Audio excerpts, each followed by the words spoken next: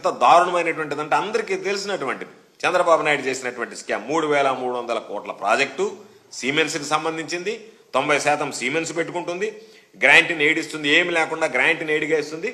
మనం 10% భరిస్తే చాలు అని చెప్పి చంద్రబాబు నాయుడు గారు అనేక రకాలైనటువంటి కట్టుకథలు చెప్పి ఒక్క రూపాయి 3,300 కోట్ల రూపాయల్లో వాళ్ళు చెప్పినటువంటి గ్రాంట్ నేడ్ 90% సిమెన్స్ కంపెనీ ఒక్క రూపాయి కూడా విడుదల చేయకపోయినా చంద్రబాబు నాయుడు 10% మేరకు 371 కోట్ల రూపాయలు రిలీజ్ చేశాడు. ఆ రోజు ఆ రిలీజ్ చేసినటువంటి అన్ని షెల్ కంపెనీల ద్వారా వెళ్ళి మరలా చంద్రబాబు నాయుడు గారి జోబుల్లోకి వచ్చాయి. ఇవన్నీ ఆధారాలతో సహా బయట పెట్టడం జరిగింది.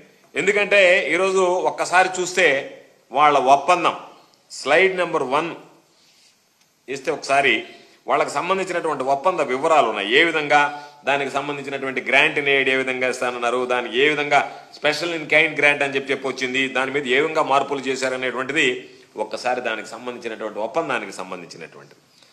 తర్వాత రెండో స్లైడ్, దీనిలో స్పష్టంగా చంద్రబాబుతో కుమ్మక్కైనటువంటి సుమన్ బోస్ అనేటువంటి వ్యక్తి ఒక్కొక్క దగ్గర ఒక్కొక్క విధంగా సంతకాలు చేశాడు. ఒక దగ్గర ఒక విధంగా సంతకాలు చేశాడు, మరొక దగ్గర అంటే గుజరాత్లో ఒప్పందం మీద ఒక రకంగా సంతకం చేశాడు, ఆంధ్ర రాష్ట్రానికి సంబంధించినటువంటి ఒప్పందం మీద ఒక రకంగా సంతకాలు చేశాడు. అంటే సంతకాల్లో కూడా ఎంత వ్యత్యాసం కనపడింది అనేటువంటి దానికి.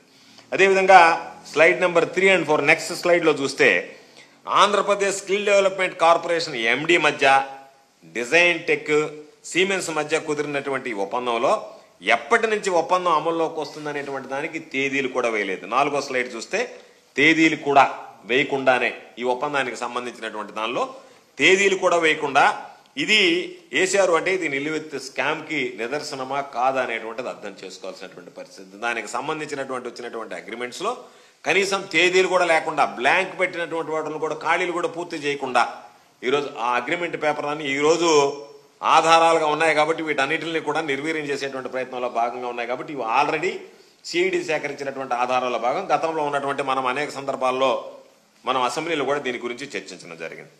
ఆ తర్వాత స్లైడ్ చూస్తే ప్రభుత్వం జారీ చేసినటువంటి జీవో నెంబర్ 90 దీంట్లో గ్రాంట్ ఇన్ ఎయిడ్ అని చెప్పి పెట్టారు.